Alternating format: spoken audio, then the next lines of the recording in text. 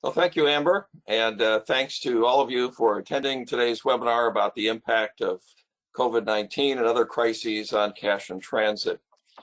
Everyone in our industry is well aware of the fact of how important cash is. The health of our industry really depends on the flow of cash from financial institutions to ATMs and eventually to consumers. Throughout the pandemic, the impact on ATM operators has been very visible. Overall, we've had 60, 70%, and in some cases even more, of ATMs out of service because they were inaccessible. Lockdown in bank branches, sporting venues, restaurants, bars, transportation hubs. And obviously that's a very visible impact. If I'm a consumer, for example, the ATM I use is unavailable. Now I've got to drive an extra who knows how many more miles to get my cash. As an ATM operator, obviously my revenue stream is taking a huge hit. And these are all the impacts that are very much in the open and very easy to see. What often gets overlooked in these situations, though, is everything that's going on behind the scenes, which includes the impact on cash in transit. And that's the link that makes this whole cycle work. So whether it's a pandemic or some other crisis, consumer behavior tends to be pretty predictable. As soon as that crisis becomes apparent, everyone hurries over to their favorite ATM to withdraw more cash. Now, that behavior is pretty predictable, but not necessarily the timing of it. And so much of the stress on the system that's suddenly created falls on the CIT segment. So we end up with a surge in demand at the same time that many ATMs are being taken out of service. But even those ATMs behind locked doors may still have cash in them, which has to be removed, perhaps with some accessibility issues complicating things, and all that because of the crisis. Now, while we're dealing with all that, the ATMs still in service are all of a sudden requiring larger loads and more frequent replenishment, putting yet more stress on the system. So as I mentioned earlier, the importance of CIT in all this and the impact on it in crisis situations does seem to get frequently overlooked. So we thought a webinar on this topic would be a good vehicle for providing some insight into what the armored carriers are dealing with and how they're dealing with it.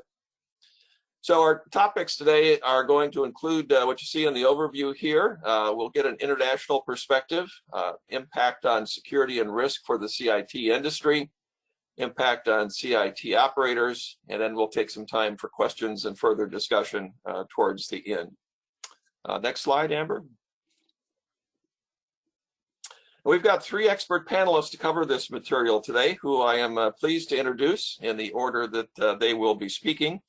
Paul Nicholls, Business Development Director at Oberthur Cash Protection, will lead off the discussion and give us an international perspective on cash protection and solutions for the CIT and ATM industries.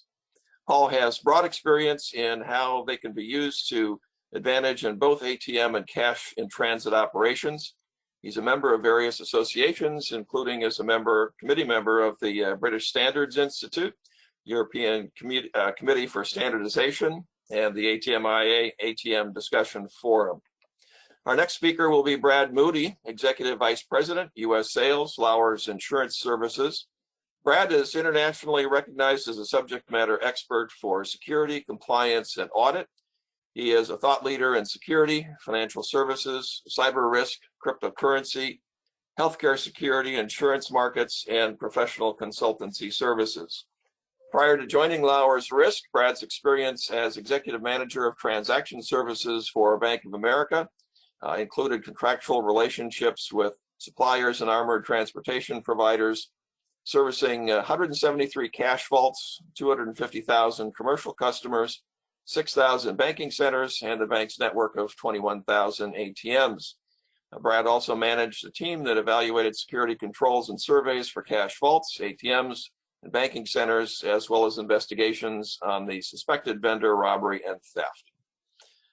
Darren Langton, Vice President Cash in Transit with Loomis Armored US, will wrap up the program today. Darren works out of the Loomis corporate offices in Houston, Texas. He has 24 years of experience in the industry, 22 with Loomis and 2 with Brinks. Darren served as a branch manager in numerous locations, as well as regional operations manager for 27 states. In addition to participating in Loomis's Business Continuity Planning Committee, he was also part of the executive leadership team for the Federal Reserve Cash Visibility Project. Loomis has more than 150 operations in the US, more than 250 across Europe and South America. So as Amber mentioned, we'll wait until the end of the program to take questions, but again, you can queue them up in the question box that is in your dashboard to the right. And I don't want to take any more time away from our speakers. And gentlemen, feel free to add to your bio when you introduce yourself if you'd like to. And with that, I'll turn the podium over to Paul Nicholls. Paul? Thanks, David, and thanks to everyone for the opportunity of being here today. What I'd like to do, as you said, is take the next few minutes to share my ideas on the international perspective of what's happened with the COVID crisis. But to do that, I think we first need to look at what was the situation before the crisis came along, what has happened in the crisis, and using a crystal ball, some ideas of what will happen when hopefully everything goes back to normal later this year.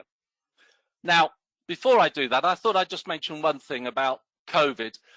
The effect around the world has been different.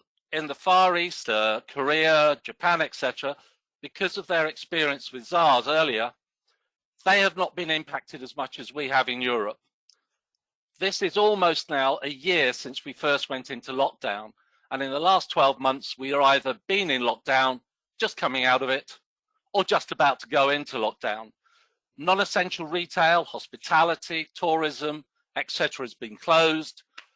In the UK, hairdressers are now coming up to their 3rd month of closure. So we're all spouting long hair. Our wives are cutting our hair, and also we've got the COVID beard look.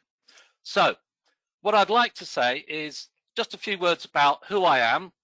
As David mentioned, I'm the business director of Oberthur. We're a large French multinational with the main focus being on the production and manufacture of banknote and security paper, and also the printing of banknotes. We're based in Dijon, and Oberthur Cash Protection is the cash protection arm of that organization.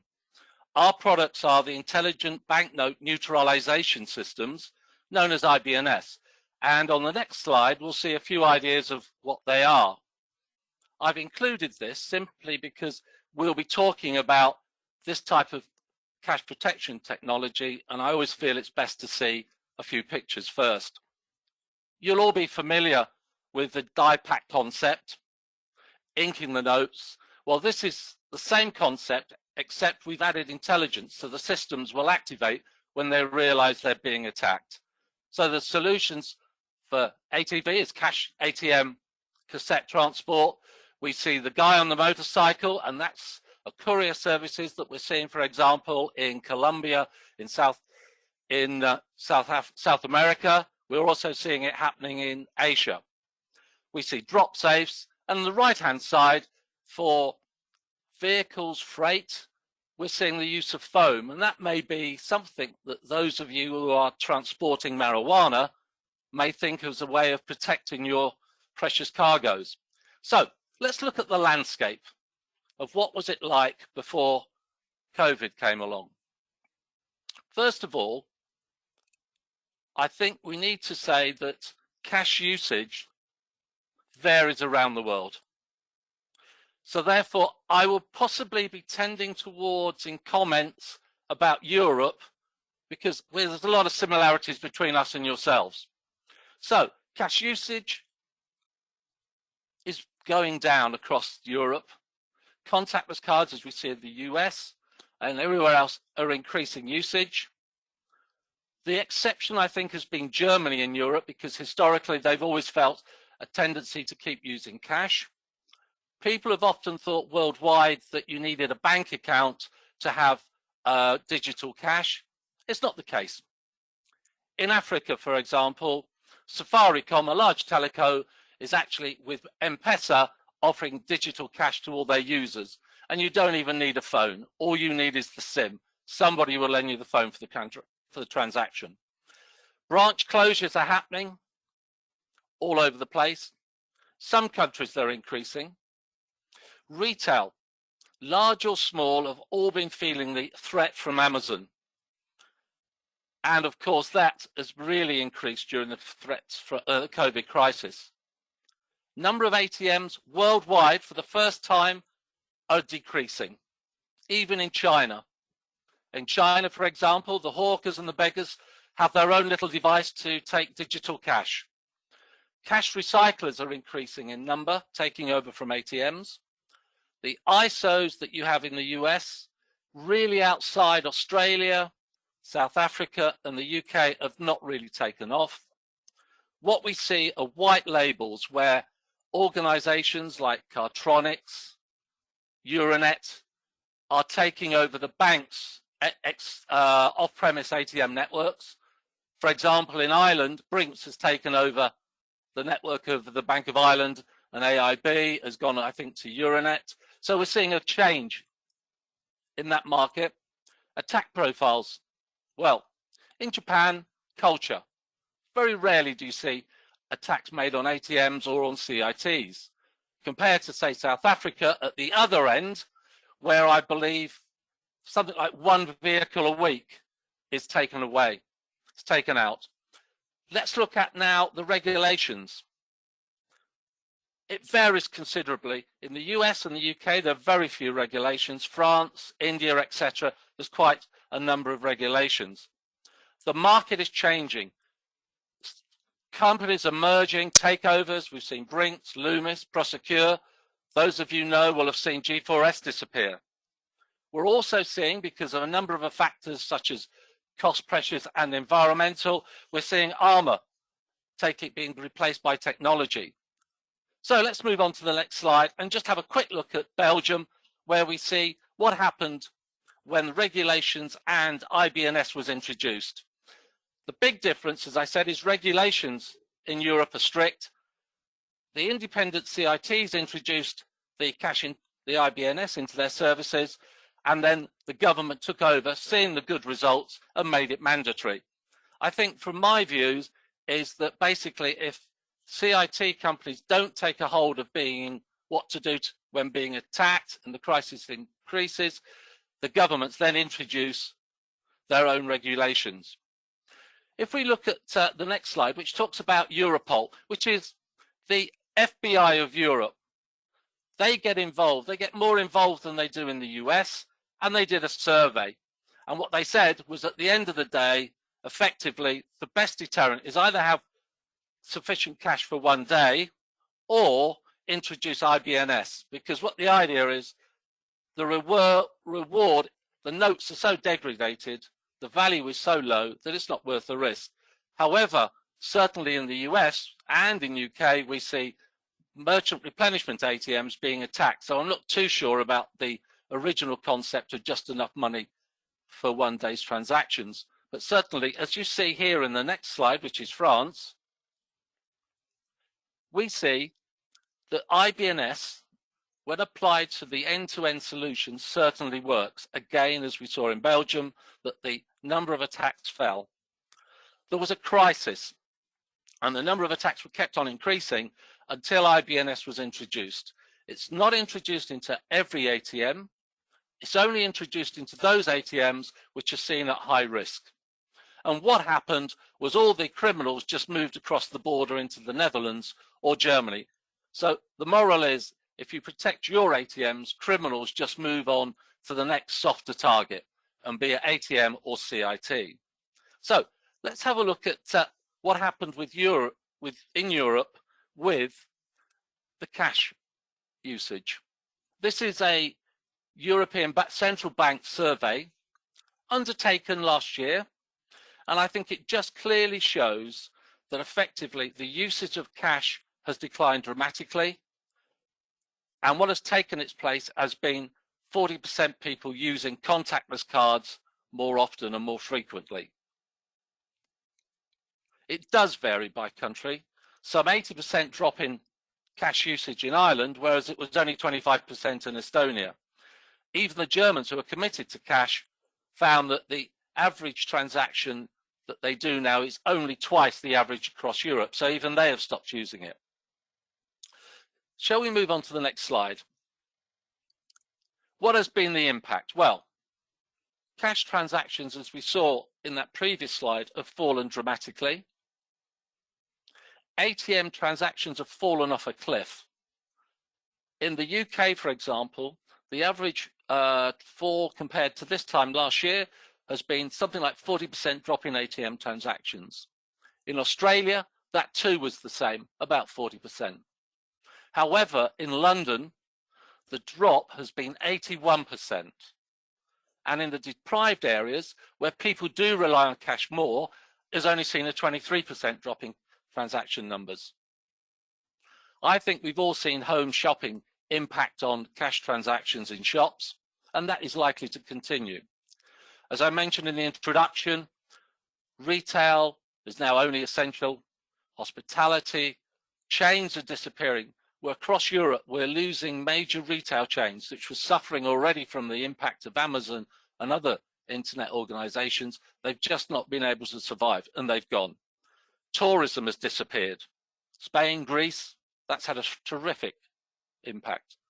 We've also seen that branches, they kept them open, but I think that's been really as a means to just keep access to customers, and that we will see even further closures taking place as once the lift of the lockdown has happened. CITs, vehicles have been mothballed. By that, I mean they've just been parked up and left. There were redundancies, not often too many, but they have seen those. In some countries, you see that whilst the ATM transactions levels have fallen, they put more cash in, so there's been fewer visits. In the UK, it's the reverse. They've looked at the number of ATM transactions and adjusted the cash in the ATM accordingly downwards. So therefore, the visits are the same, but the value of the cash in the ATM has gone down. In the UK, for example, last year, over 6,000 ATMs were closed. Staffing implications. Of course, COVID is very, very contagious. Therefore, there was the impact on staff, rotas, etc. One of the benefits in Europe has been that there has been a move to single vehicle operations. So therefore, there was less chance that people would catch COVID. What we've also seen has been that when contracts have come up for renegotiation, prices have fallen dramatically. So those are general views of what's happening in the COVID situation now. What I'd like to do is use a bit of a crystal ball to look at what could happen post-COVID. What could be the long-term implications? We mentioned about regulations, certainly in Europe. I see this increasing because security is going to be an issue. I think the big issue that we can't work out is what is going to be the consumer's behavior. Will they revert back to cash, or will, after a year of not using cash, continue to use contactless cards? I think if you look at some of the retailers here in the UK and in Europe, they're forecasting that the impact of COVID has hastened the move to contactless cards after the lockdown by some 5 to 10 years. Now, shopping behavior had changed, of course, with Amazon. So will people go back to retailers or not? I don't know. We will see increase in regulations regarding CITs. For example, in Belgium, they're talking about that a CIT can't do a cash collection and distribution run as well as an ATM replenishment run. Croatia, Spain are all going to start introducing restrictions on CITs and end-to-end solutions for ATMs.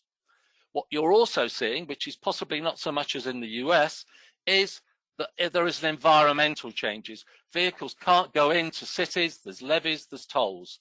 There'll be increased costs, employees, armored vehicles. Attack numbers are down.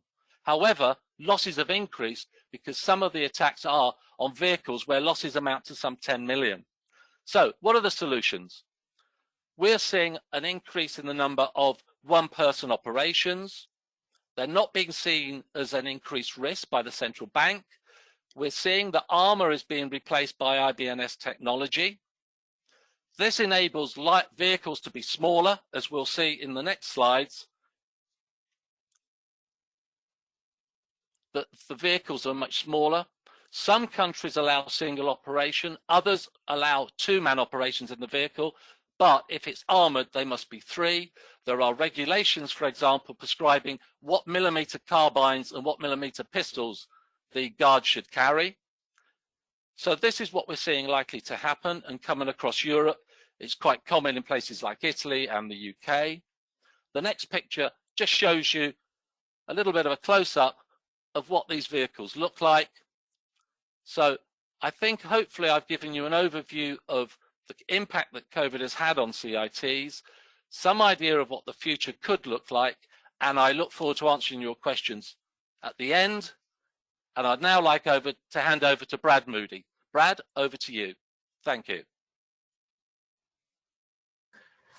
Thank you, sir. You can go ahead and go to the next slide.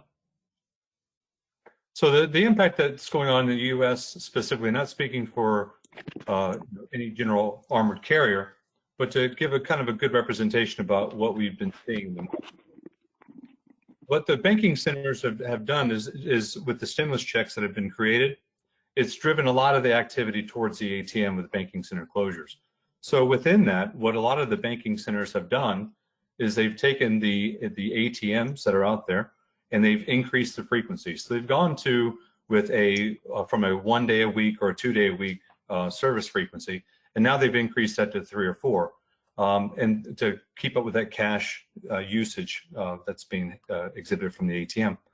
The conflict that they're having as well is that the B&As, or the bulk note acceptors of the deposits, they're having historical frequencies of use of the deposits as well. So when you look at the ATM that's being used as a deposit feature because the banking centers are closed, now you also have a lot more cash that's within the cassettes of the ATMs, which is driving a lot of usage.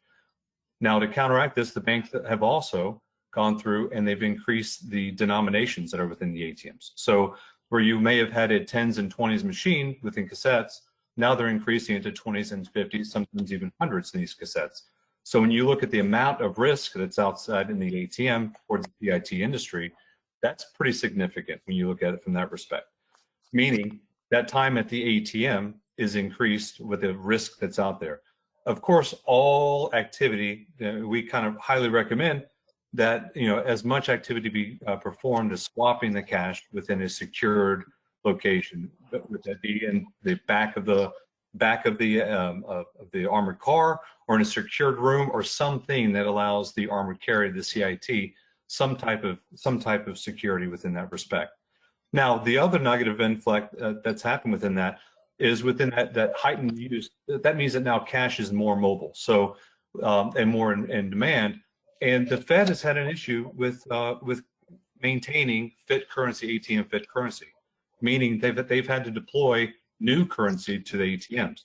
So now when you have the conflict of the old bills, the fit bills, as well as the new bills, that creates a lot of jams within the ATM themselves, which is then, of course, creating a first line maintenance issue with having to call out to clear these jams from the ATMs as well. So this is an easy way for the risk of this to be kind of really being a negative impact towards the industry, and that's something to be considered when you look at now a machine being visited once a week, now going 3 and 4 times a week. And then what's happening on the cash management side is the ATM usage, since the bills are being jammed from the new fit money, now from the cash forecasting side, is driving a lot of frequency. Now that machine is down, so the co-located ATM is getting that volume. So that throws the models off about cash actual usage within the ATMs, where you may have a moderate use out of both. Now you have a very high usage out of one and limited usage out of the ATM that's down. Another thing that's happening is to attack the market, which is an important feature, and not just talking about Houston, but when you look at the markets themselves, the banks are having issues with, not just banks and ISOs are having ATM issues where they're being stolen. They're actually just, the chain gangs, as they're called, are going through and they're just removing the ATMs with a chain, They're very elegant in how they do it. They actually have signs that they put out in front of the ATMs. It makes it look like they are, hey, the signs even say, ATM bank crew or something to that effect, and they're removing these ATMs. Meanwhile, they're destroying this. They're destroying the banking center and or the store as they remove these ATMs. So the banks are doing what they can to kind of create extra security measures and adding crossbars to the ATMs, as you see in the picture that's there.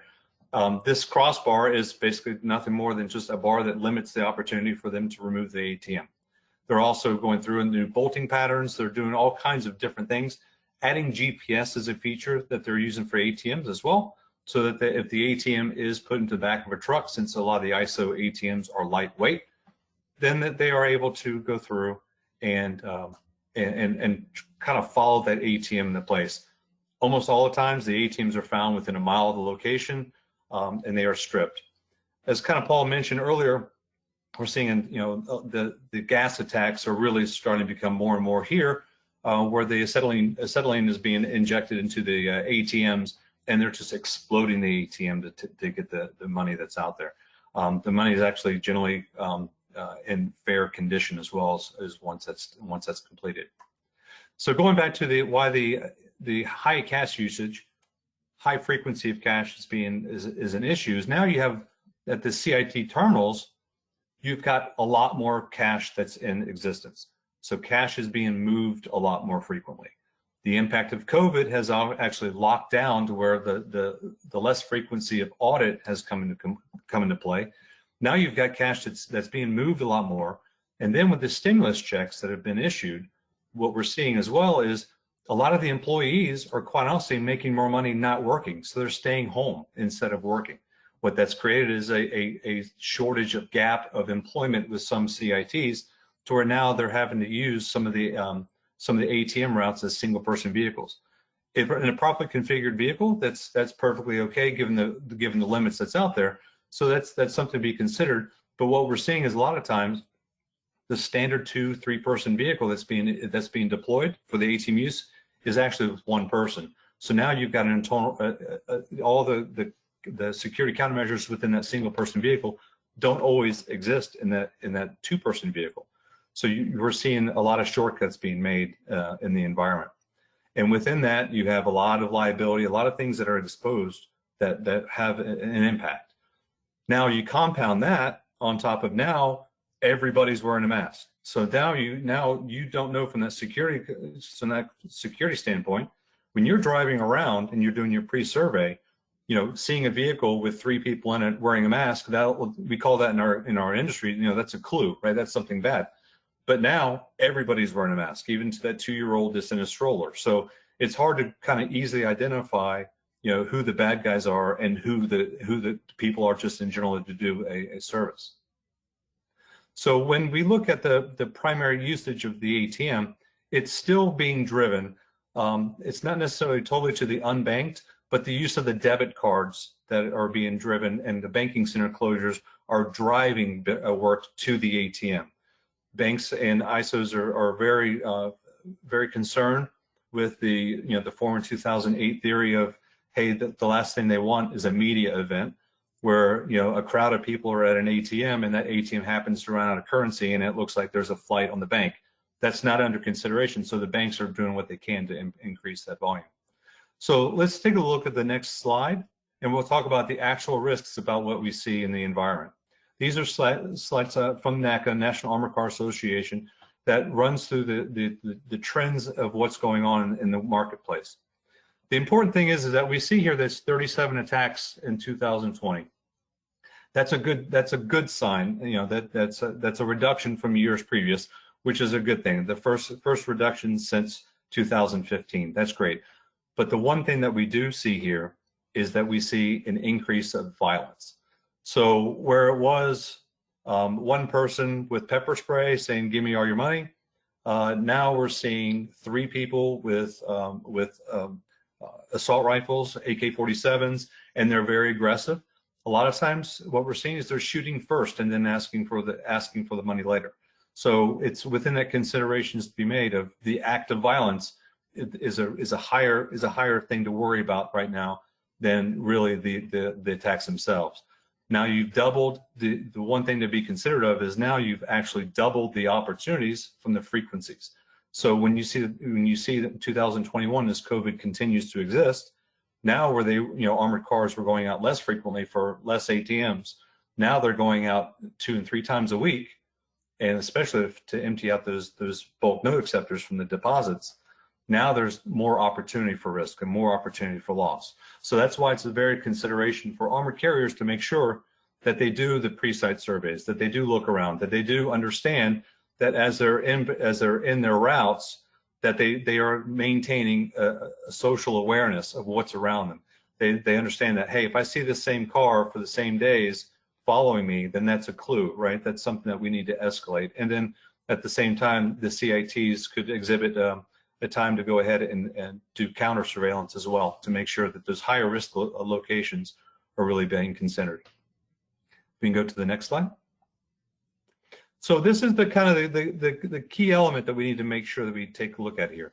So as the slide shows, 43%, roughly 43% of all attacks are at ATMs. That's bad, right? We know that's a bad number.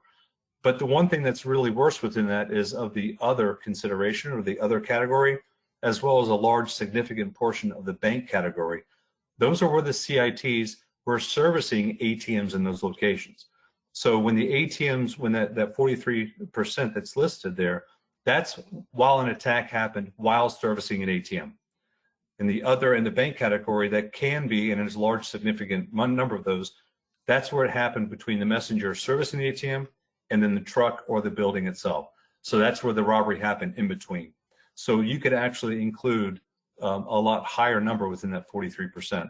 We hope that the banks are doing the right thing and the ISOs are doing the right thing about proper placement of the ATM, that they're putting to make sure that vegetation is cut away from the ATM, so that as these higher loads are going in and out of the ATM, that there's clear sight patterns, there's better light, there's better considerations that are being made, especially as the CIT carriers continue to go to single person vehicles and even servicing at night, which is a very high consideration to make, that while servicing at night, it's a clue. If the ATMs are not lit properly, then that's a problem, especially in a single person vehicle. We can go to the next slide. And this is where another kind of consideration is made. So when you look at the ATM robberies themselves, it's no secret there. You look at 66 of them, that's a very, very high percentage, are at island ATMs. Island ATMs offer a very strong suggestion that, hey, take a very good look at this location. Within that, not necessarily COVID related, but general risk related, in a higher number frequency of these ATMs being serviced, that's where there's a lot of visual blocks. That's where there's a lot of areas that you can't see around. There's also a lot of collusion that's going on within the industry. So meaning that, hey, I know that I'm going to be at this ATM and man, I'm carrying X number of dollars. Hey, I'm losing my job, or I have some kind of if you look at my significant other or spouse has been let go. Now you enter the fraud rationalization triangle within this as well. So now you're like, hey, I have to make money. Is there something that I should be doing or I could be doing to extort money from these ATMs? So that's another consideration to be made when you look at the other fraud loss that happens within this. So again, island ATMs are a high consideration for robbery, especially as folks are understanding that they may have a financial situation that can be done. And the one thing that the armored carriers have to be considerate of is that throughout their hiring practices, they have to ensure that they're using the same considerations and the same standards that they were doing pre-COVID, especially since it's harder to find employees, that they're going through and they're ensuring that they're hiring the right people, that they're going through and making sure that the considerations that are being made within the new employees, that they are still trained properly, that they're still given the same type of equipment that others would have been, that they're given the same kind of outlook to understand what the interdependencies based off of the service in the ATM and the responsibilities of carrying that cash back and forth within the ATM. Okay. And now we'll get over to Darren Langton.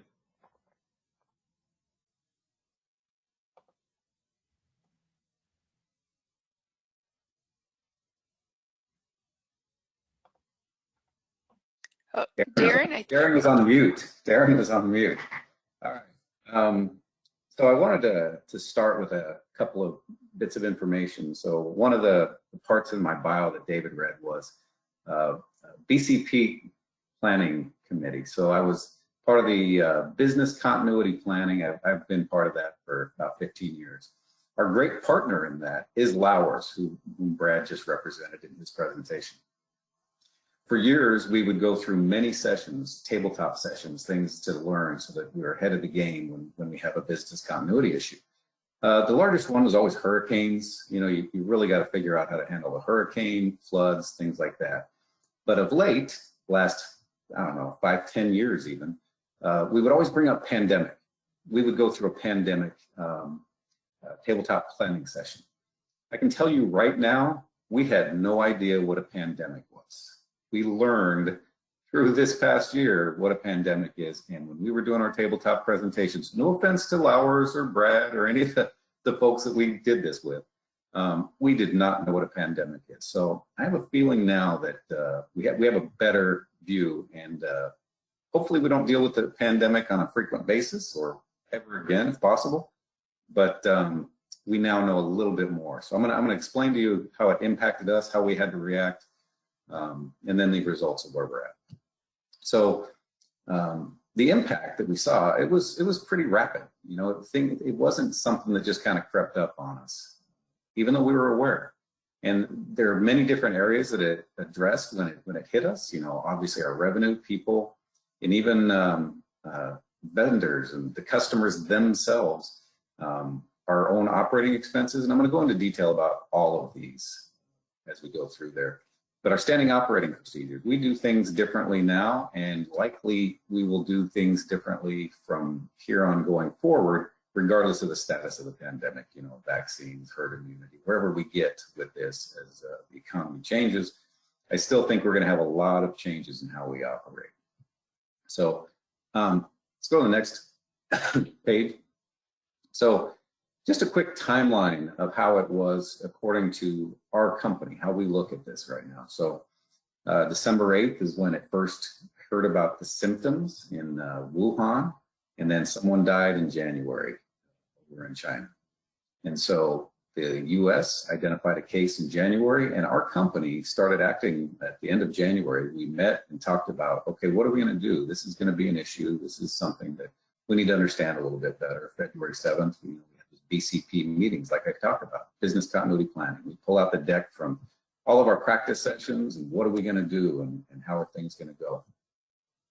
So we enacted all of our planning, and then right at the end of February, they had the first death in the US, and we stepped up and said, all right, we're not putting people on airplanes. We're not going to be traveling around the country and exacerbate the situation. And then on March 11th is about when we would say that the pandemic started hitting us, because the WHO officially declared it a pandemic, and I think in the US we recognized it as the NBA officially declared it a pandemic when they started canceling games, and then everything went downhill. Let's go to the next slide. So immediately, impact for me personally, the corporate office, we started seeing a lot of this. So early in the BCP planning, this little graphic you see is something that we had out in the end of January. It was, we started sending out things talking about social distancing and washing your hands, and what are the symptoms to look at, and the fevers and the steps. And we started incorporating the same graphics in all kinds of business collateral, et cetera. So we had this out there. We knew this was going to be somewhat of an issue, but then we actually shut our corporate office down. This is mid-March, maybe around March 10th or 11th, when the WHO also acted, and everyone was supposed to work remote. So you then start to realize, someone like myself, I travel, I have a laptop, I have a Wi-Fi hotspot. I can work remotely pretty easily, but we had an entire corporate office that necessarily did not have all of those things. Some of them have desktop computers, some of them do not have access to the same Wi-Fi. And we have to get on the VPN. We have to get internal networks. We have to have security, things like that. So we immediately had to start acting from an IT perspective. How do we get equipment to everyone, and maybe even training on how to do Teams meetings or Skype meetings or whatever you use in your company, same as everyone else. So there's like a hitch in that it slowed progress on what we could attend to, because we're worried about how do we just do our jobs every day as opposed to show up in your office and do your job. You have to think about how am I connected, and do we have the network capacity at the within the company to handle all of this remote activity. And so we had to beef up some of our internal IT processes. What do we do about packages and shipping? So we had a couple of folks, a couple on my teams specifically, that work in the technical arena, and they never missed a day. They worked at the corporate office every day, and they have still for the past year. And they said, all right, I'll take over packages and shipping that show up to the mailroom, because the rest of the office is mostly a ghost town. There are people that go in every now and then, but it's a big change. We had a call center of 20 plus people per shift, sitting behind computers and headsets and taking calls from our customers. And now they had to do that from their house. We had to equip them. They all had to get laptops. They all had to get these soft phones that rang out a laptop, and headsets for everyone at their houses, things like that. So while we talk about, the human condition that we have to worry about for everybody, just to operate our corporate offices became different, not just out in the field and meeting with customers and face to face. We had to invest a lot in our technology to be able to handle all of this. And as I pointed out earlier, scheduled travel was postponed indefinitely. So now when we get to the revenue standpoint, so let's go to the next slide. The customers, about the same time that we were dealing with our issues, the corporate office, they shut down, and they're required by government guidelines sometimes to do so, and sometimes they chose to do so because they were not getting the foot traffic that necessary. The retail and banks really shut down, and this was mid-March, and it was in high volume and immediate impact. Now, the quick service restaurants, they remained open. So that's key in my business, in that we have a lot of safe points out in the field that we service, and many of them are quick service restaurants. And so people, while they could not necessarily socialize or get together at regular restaurants, a lot of people were still going through the drive-through, and the quick service restaurants kept going. We had business going there. Also, positive for us were the ATMs remained. So, I know that we saw ATMs reduce that were in commercial establishments, retail establishments that were closed off to the public. However, the majority of the ATMs we had remained in functioning, and a lot of the banks that were now closing their doors needed their through-the-wall ATM service, their kiosk ATM service, things like that previously they did in-house. So we actually gained some of those, perhaps offsetting the retail ATMs that we did lose. And early on in the pandemic, we had to fight through with some of our customers, and even with the ATM base. And I think ATM operators in the room would agree with this, that this was kind of a concern, that there were all these rumors out there that now banknotes were going to be an issue. People should not be touching banknotes. They were going to be carrying the virus. So that had a couple of weeks of impact, I would guess, in people saying, should we not? Can I go to the ATM? Things like that. That was debunked, and it was debunked by many sources. But as we have learned, social media is high power. And if you're seeing one that says they do have the virus instead of the ones that say they do not, you may avoid cash usage at that point in time. Let's go to the next one. So here's a graphic review of how our volume changed. So this is volume of services for my company. So one of the caveats I did want to stress, I talked about earlier, was I'm speaking for Loomis US. I am not speaking for Loomis in Europe. Their results were drastically different. They had different conditions with government regulations, shutdowns, quarantines, things like that. Some of their personnel had different options, whether it came to union support or whatever, and they were very different from the US. So I'm speaking for Loomis US. I'm not speaking for the other armored car and providers as well. This is for Loomis. But what we did see was immediately, this is all based on our February volume. So what is my weekly volume of stops? What am I going out, every time I send trucks out, how many services am I performing? And I set a baseline for February when everything was more normal. In March, you see a dip immediately, but it was about the middle of March that we saw that dip where people started closing down. And so it went down, but not drastically.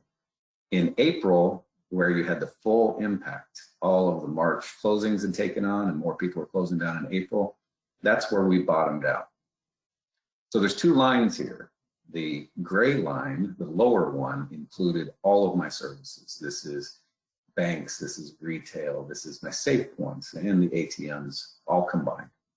So this is a percentage, obviously. The numbers are not raw numbers here because the total services look lower.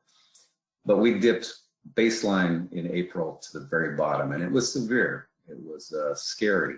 And we all considered we're going to have to lay off, furlough people. We're going to have to close our doors. We're going to have to take more drastic options on our indirect costs, et cetera. The ATMs dipping as well, but not as much because, like you said, a lot of people turned to that. They said, all right, I can't open my doors as a bank, but I can now put money in the ATM. People can use that. However, in May, it started going back up already. People said, okay, I think I know how to operate. Put a mask on, I can socially distance, and restaurants were open with 25% capacity, somewhere to that effect. ATMs were actually already above my February baseline for volume of services by May.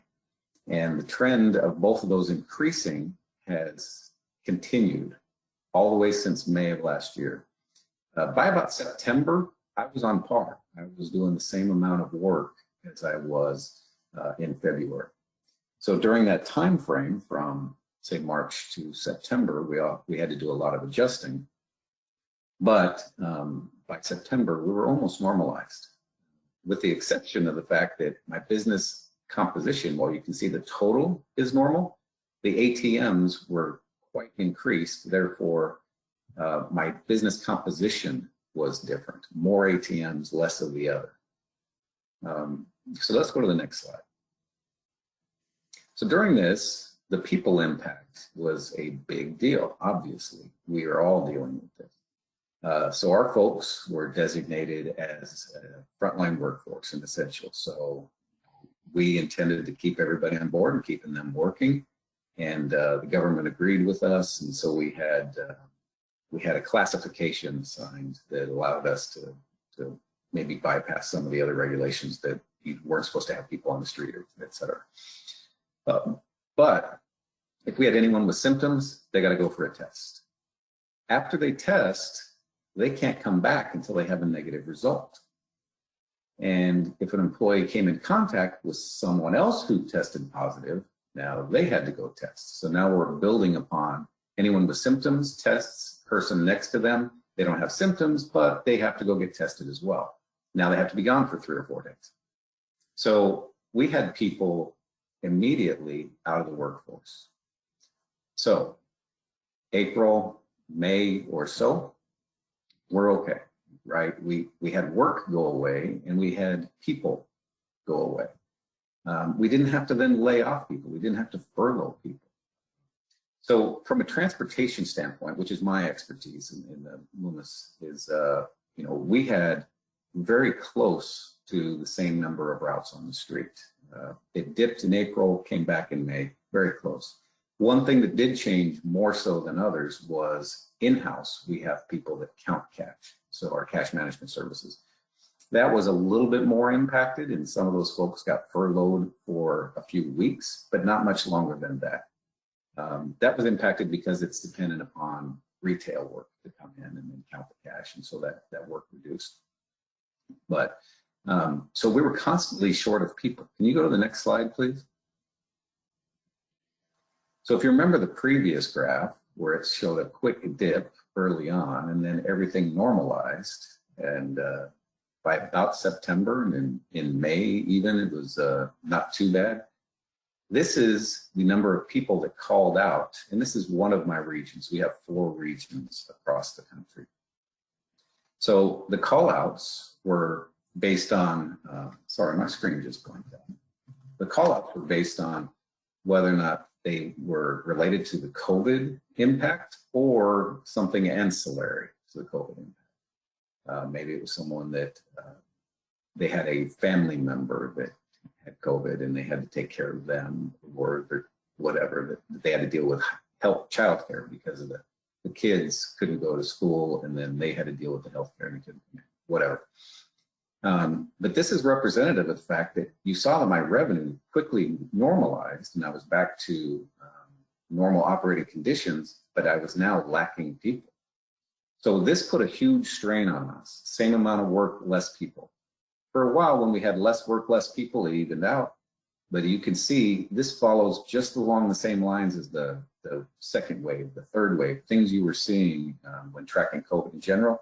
This is what my call outs were like to my business.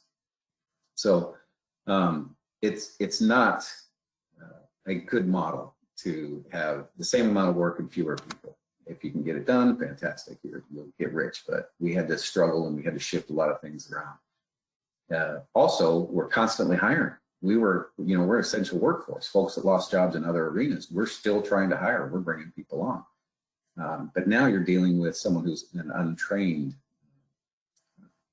personnel that's coming on board, and trying to get them up to speed is always not the same as somewhere else. Let's go to the next slide.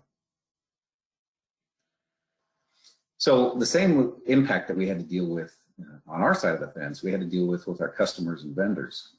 So customers were struggling with some of these same issues. Maybe their deposits weren't ready, et cetera, or they didn't have people to attend to us, and they started canceling all their services. And we had to change our processes. We had to change we're all wearing masks. We had to socially distance. People were wearing gloves, to cleaning bags, wiping down bags, things that we were never doing. So now these processes that we're used to taking, 6-7 minutes, now they're going to take 8-9 minutes. May not seem like a lot, but I have somewhere around the area of 60,000 stops a day. 60,000 stops a day, and you add a minute or two to each one of those transactions. Now we've got issues as far as trying to get things done. To boot, a couple of things that Brad pointed out, and I think even Paul pointed out, we've got more cash in these ATMs, so it takes longer to load them every time you load them. It takes longer to empty them if they're not getting emptied out, and they were not getting emptied out. We had more deposits in the ATMs because the bank shut down. And so we're doing more services, and then the time at each one of these incremental services takes us a little bit longer. The Bank Island ATMs that Brad referenced as being the main target, and he also mentioned security crossbars. So now they're adding another barrier there for the bad guys. They put down a bar for the bad guys, they put a lock on it, and now you can't open that vault door or steal the ATM quite as easily. It's also a barrier for me now. Now I have to adjust to that. I have to carry more keys. I have to get this bar open and out of the way, and I'm adding that 30 seconds, 45 seconds, who knows. So the customers, as they were modifying, it was changing my service levels and how long it was taking me at that. One thing I want to make a point of, and this is another Loomis concept, I'm not going to speak for all industries. Brad said that some of the folks were taking one person en route in a 2-person vehicle because of the fact that we're short employees, as I had in my previous slide. We never did that, and we do not do that. So if we have to run fewer routes and adjust how we get our services done, we will do that. We will never put one person in a 2-person vehicle. Our 1-person vehicles are designed with many security features, and we feel comfortable that that's an okay process. We would never do that to someone who's in a normal vehicle, leaving the door open, whatever. A couple of other impacts that we had is these auditors that we talked about. They couldn't even come into our branches where our branches were shut down. Vendors couldn't come inside the branches, so we're getting drop-offs on the outside. It's adding impact to it. So we were near 100% in the work that we were doing, but our supply chain of vendors who were not 100% bringing things to us and getting supplied dramatically decreased. So it made it a little more difficult on us as well. Let's go to the next slide, please.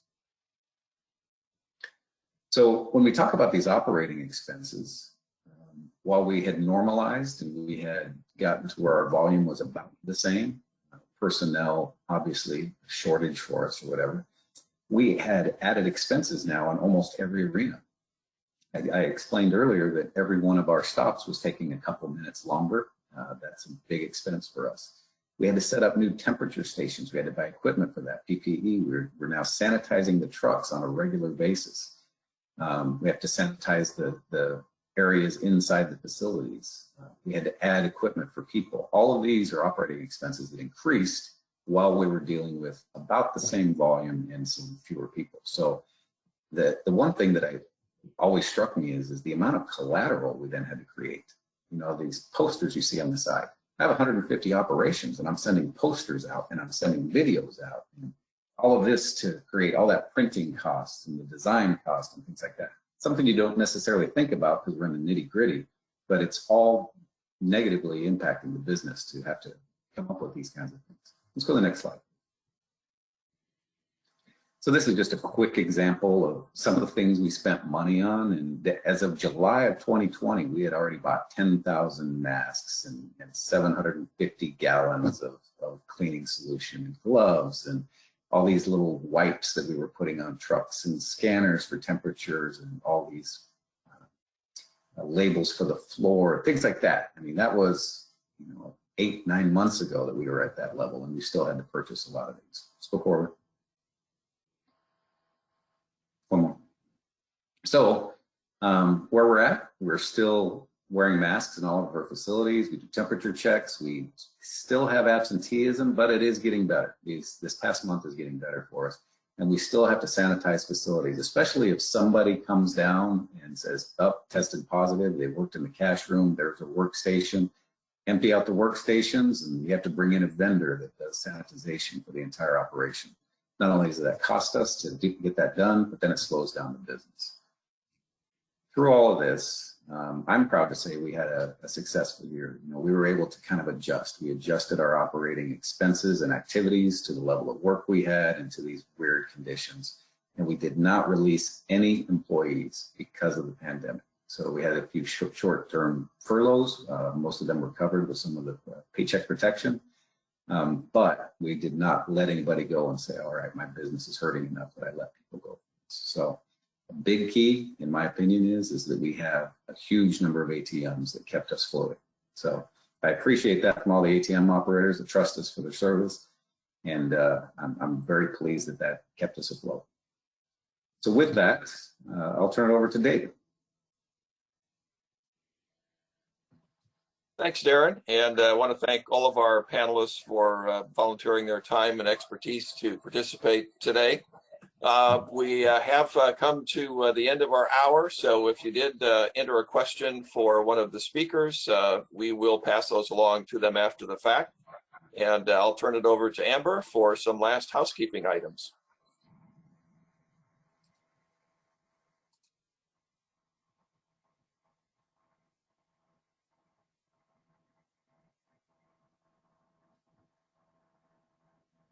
Amber, are you on mute? Oh, I was. Thank you. Sorry. I was just mentioning that we will also include links to our speakers, their email addresses in our thank you email, so you can reach out to them directly afterwards as well. ATMIA regularly hosts webinars on a variety of topics. Our next webinar will be on March 24th, where we cover the next gen ATM certification journey. We'll also include links to register if interested when we send out the recording. If you do have a topic that would make a good subject for a webinar for the ATM industry, please feel free to reach out to me at amber@atmia.com for details on sponsoring one. And we'll also include information on that in our thank you email with the recording. With that, we thank you for attending today. And that concludes our webinar. Goodbye.